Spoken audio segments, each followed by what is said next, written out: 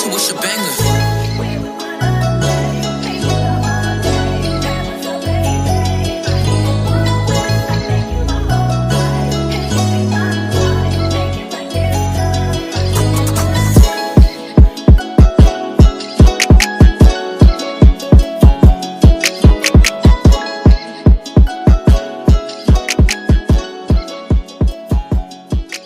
All right, so the other day, the New York Post posted an article, Angel Reese bench, moms feuding as LSU women's basketball team in turmoil after title. The LSU women's basketball national title defense has gotten off to a rocky start with the early loss compounded by star Angel Reese being benched Tuesday and players' mothers apparently feuding on Instagram. Reese was benched during the second half of LSU's 109-79 win over Kent State on Tuesday. While LSU won the game by a large margin, the Tigers only led by 2 at halftime. LSU coach Kim Mulkey explained, or in this case, didn't really explain, the benching as a coach's decision. Let me see. Outkick's Glenn, who has been covering LSU for 20 years, reported Reese was benched for the purposes of an attitude adjustment. Reese had a profoundly busy offseason, from Sports Illustrated swimsuit to an appearance with video with Cardi B and Lotto. Meanwhile, Reese's mother, Webb, and Flaujae Johnson's mother, Kia Brooks, seemed to go after each other on Instagram. So this was Angel Reese's mom. Folks, please do not send me long text messages with a bunch of grammatical errors. It gives me a headache, Webb wrote. So I'm guessing that after the benching, Angel went to the locker room. She was upset, expressed that. Maybe Flaujae's mom said, hey, tell your daughter, blah, blah, blah. And Angel Reese's mom probably hopped back on Instagram responding, and Flaujae's mom responds with, let me finish what Angel Reese's mom was saying. So she was saying, how do I know what you're saying? So she pretty much trying to call her stupid without calling her stupid, but letting her know that the shots was at her because whatever she texted her, she clearly didn't like, and she wanted to express that online for the world to see. So that's the first red flag. You don't take family business to the public, especially when your kids are in the light like this with this much pressure and so many people rooting against them. So somebody should have been around to be like, hey, no, don't send that. Or, hey, take that down real quick, like as soon as they seen it. But I guess that didn't happen. Maybe somebody, you got to be like, hey, you tripping. Because you put your kids in an awkward situation to, even if it's no issues with them, it could possibly become issues because our mama's into it, so it's just gonna make the situation awkward. So rule number 1, you never put your kid in an uncomfortable position, and you never take family business to the internet, especially when you grown. It's a difference. We teenagers, we get into it, we might emotionally just lash out and hop on the internet and do it. It's a mistake, but you're young, so you can understand it. But as an adult, a grown adult, you can't do that. So Flaujae's mom responded, you definitely know about grammar errors when your daughter got a 2.0 or less. Next mistake, you and her going back and forth. You don't have to attack the kids. You could just call her. I mean, if you're going to do it, you ain't got to go and bring Angel into it. It's just like when the South Carolina fans who started a lot of this, when they had an issue with LSU, had reposted something about Aaliyah Boston and how Angel Reese was making more than Aaliyah Boston. Then they got to attacking Angel Reese. But now they telling you right now they care about her mental health. But a few weeks ago, this was the move. So, but, whatever. But, yeah, you ain't got to bring the babies into it. Y'all just into it. Y'all into it. Y'all see each other in smoke. It can be up then, but you ain't got to do that. Even if you respond, you ain't have to do that. So she say, stop being petty, fake, and hateful, Flaujae mom, and take responsibility for you and your daughter's action. So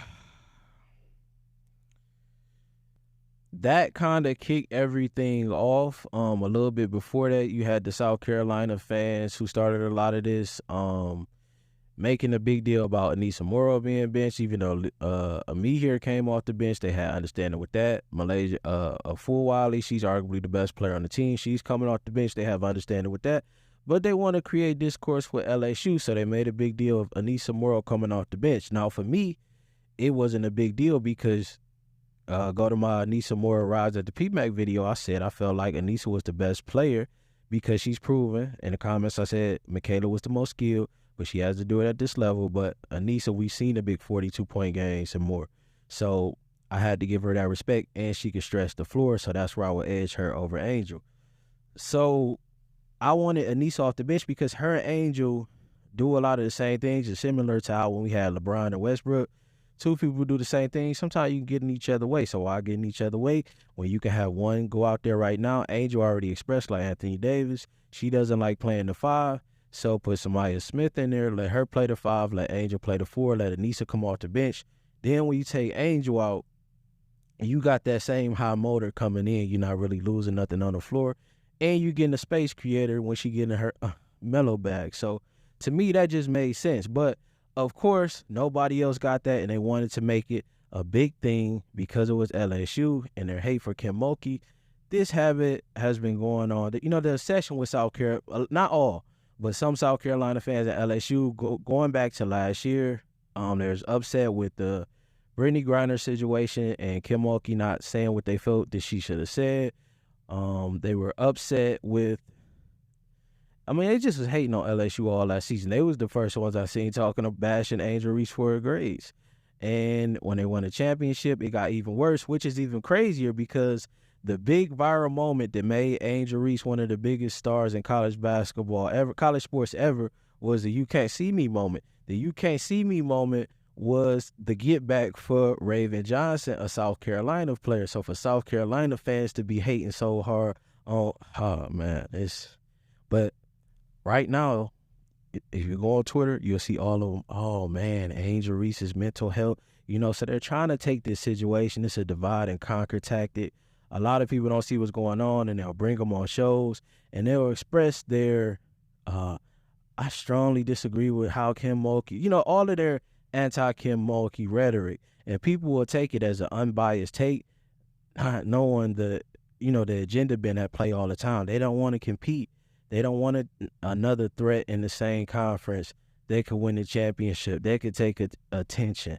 They want this LSU thing gone. So the best way for them to do it is to turn Angel Reese against Kim Mulkey, is to make the situation a big storm. Make sure recruits be like, oh man, there's too much going on over there. What parent is going to want to send their kid to that situation now?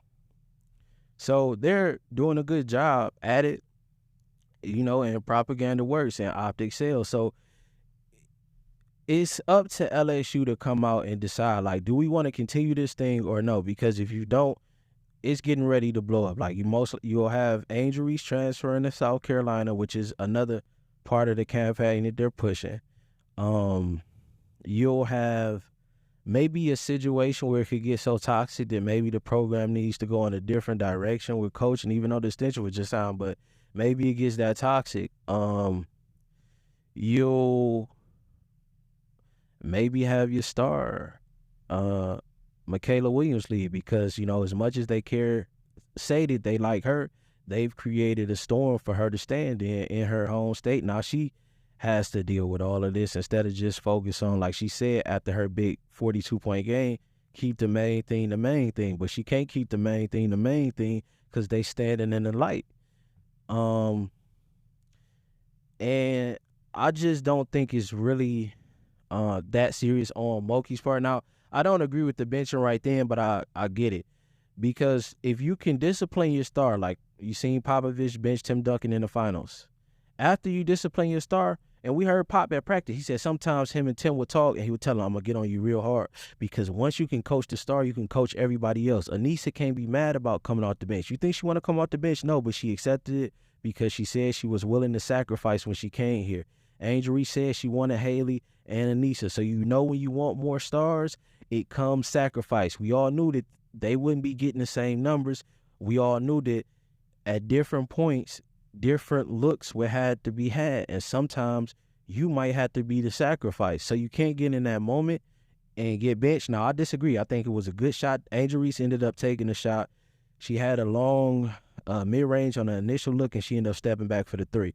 Now, if you rewind a little bit, against Colorado, Angel Reese had took an early shot, which maybe wasn't the best shot against Colorado. And then, like, the next game, she took, like, 3-4 shots. Like, there was a little like, dang, you took that? Now, I'm not mad at it all the way, especially, like, for me, if I'm trying to develop my game, you might try the good looks early on, and then blowouts, you can try something. I'm about to, all right, let me see how that's looking. And as a coach, I feel like Kim Mulkey, you have to give her that room to expand and develop her game. I don't agree with the benching in that moment, but I'm also not mad at it because you gave the young players chance to build confidence in themselves that they could win without Angel.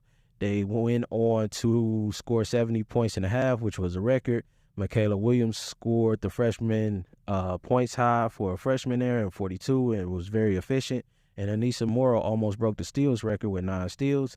So I just feel like that's the positive. And as a leader of the team, even though Angel was benched and she wasn't able to take a part of it in the second half, she has to go to the locker room, be understanding. So then that next day, everybody's open ears to Kim Mulkey. Everybody's willing to be coached. And it's just easier to keep the process in play. But when you go to the locker room, if you flipping out, if that's what happened, we don't know. But if you go to the locker room, you flipping out and you got an attitude about this, or you on the bench and you got an attitude about this, even though your team's winning, it makes everybody else feel you're not about team. Because if I'm on your team, I'm like, dang, I just scored 42. I just broke the freshman record. You ain't happy for me? We just put up 70 and a half. You ain't happy for us? We just got the dub.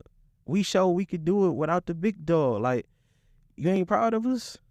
So that would be my feeling as a teammate and as a leader. You have to just sometimes be willing to be disciplined.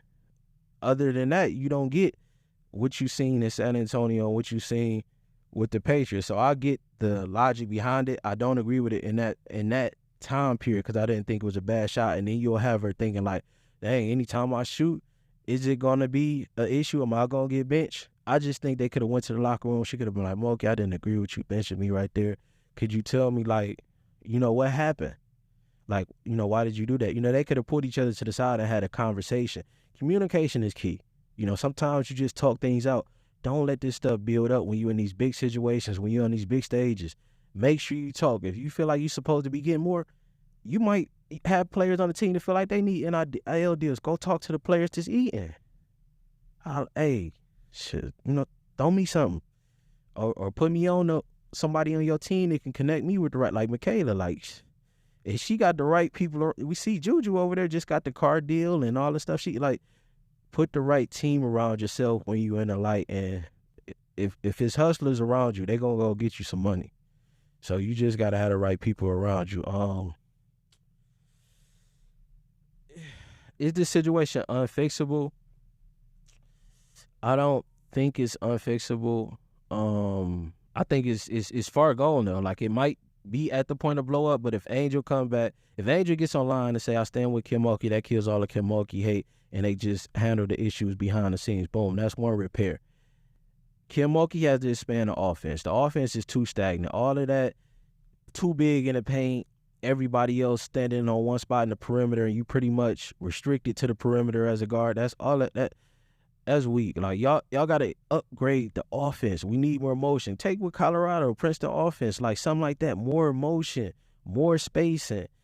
You have the pieces to do it. Take advantage of that. On defense, I don't like this constant hedging and trying to help down. And, like, I like that they corrected switching. They wasn't switching in the Colorado game. They were trying to chase and giving up open shots. You had to go into a game like that knowing that we can't let Frida Foreman get off. Like, it's just I think preparation can be better. They need to watch film, understand who they're going up against, and stop giving up the 3-point line. Like, if somebody can't guard their person, they just can't guard their person. Y'all gonna have to figure that out how to guard 1-on-1. It's like a lot of slow feet and a lot of y'all getting beat off the dribble. But you can't just keep helping down and giving up the three. And you'll do it to somebody that's hot. Like Colorado made 10 threes. Kent State made like 14. And who was it? Queens that made like 10. That's just a recipe for failure. No, I think the team yesterday, who they played? No, they didn't go off yesterday. But yeah, y'all got to get better at defending the 3-point line. Angel, from a coaching perspective, I could see like suspended for a season or something, for something like that, because for me, it's like you got to be team first. It can't be just about self. You got to be happy when we winning with you and happy when we winning without you. If I can't coach you, I can't coach nobody, because it can make somebody else say, I ain't trying to hear that. You ain't do that to Angel, regardless of the bread. Like, this is the new dilemma of the NIL. I got bread now. Why? I ain't got to listen to you. But the mature ones that see the vision, because what I think everybody's missing is this was a potential dynasty. If this becomes a dynasty, is more money, more long-term money for everybody, because y'all was the first of it. Michaela was going to be the second generation of it, and it was just going to stretch. But you needed to bring in some of these top young prospects to help Michaela get it done. Even if this season was just the foundation and culture season, the next season was the year that y'all really stepped. Now that's all in jeopardy. Everything's up in the air because of an emotional decision. So above anything else, man, don't make emotional decisions. Keep family business.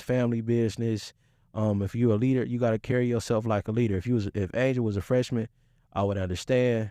But she's a senior, and a lot of this is what she wanted. A lot of this is what she asked for. I understand it's high pressure, but just have some good friends and good people around you that you can call and get advice from, that you can call, when it's too heavy. It's somebody around that you could bounce this off of, and you got to keep that. There's something else. Yeah, that's pretty much it. Championship, man, it's going to be tough. South Carolina out there looking crazy.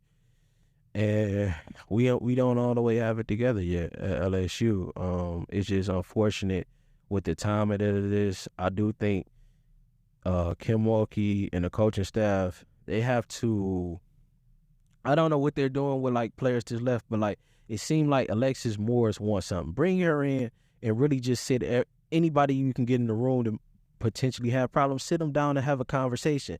Don't treat this just like a business relationship. That's the difference with Don. Don makes it feel like a family, that cool mom. You have to kind of present that type of environment to where you're caring about them post-graduating and post not being a part of the program. I think Alexis feels left out. She feels that she didn't reap the benefits that she should have from the blow-up, and that's why at times she's chiming in, because it's still unsettled things that need to be talked about. Communication. So communication is key. Don't take everything to the internet. Keep family business, and leaders act like leaders. And Kim Mulkey, we need to update the offense. I know you said you wanted to keep it simple, but maybe this the year that we just building the foundation, let them learn something more complex, and it's something fun that these young players want to play in. They grew up watching the Golden State Warriors, Steph Curry. We see everybody can shoot now. Let's give them some type of motion offense. Shout out to everybody tuning in. I appreciate y'all. I'm up.